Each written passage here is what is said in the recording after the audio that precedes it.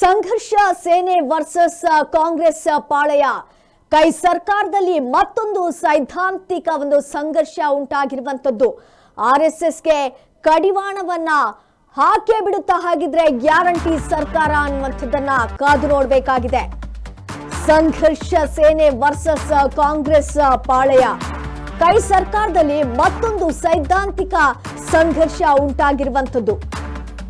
ಆರ್ಎಸ್ಎಸ್ಗೆ ಕಡಿವಾಣವನ್ನ ಹಾಕೇ ಬಿಡುತ್ತಾ ಹಾಗಿದ್ರೆ ಈ ಸರ್ಕಾರ ಸಂಪುಟ ಸಭೆಯಲ್ಲೇ ಹೊರಬೀಳುತ್ತಾ ಮಹತ್ವದ ಬ್ರೇಕ್ ಆದೇಶ.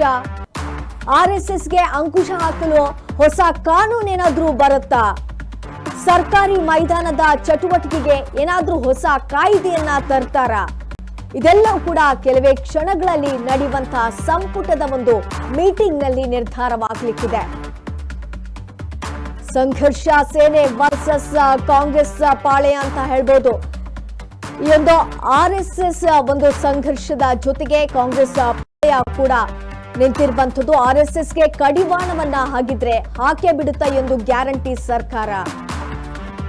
ಇವತ್ತಿನ ಸಂಪುಟ ಸಭೆಯಲ್ಲಿ ಬ್ರೇಕ್ ಆದೇಶ ಹೊರಬೀಳುತ್ತಾ ಅನ್ನುವಂಥದ್ದನ್ನ ನೋಡಬೇಕಾಗಿದೆ. ಆರ್ಎಸ್ಎಸ್ಗೆ ಅಂಕುಶವನ್ನ ಹಾಕೋದಕ್ಕೆ ಹೊಸತೇನಾದ್ರೂ ಕಾನೂನನ್ನ ಜಾರಿಗೆ ಮಾಡ್ತಾರಾ?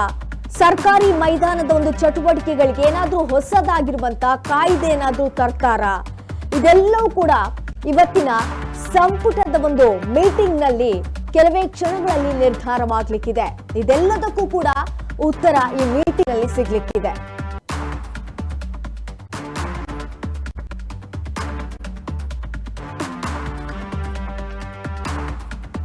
ಕೆಲವೇ ಕ್ಷಣಗಳಲ್ಲಿ ಸಂಪುಟ ಸಭೆ ನಡೀಲಿಕ್ಕಿದೆ.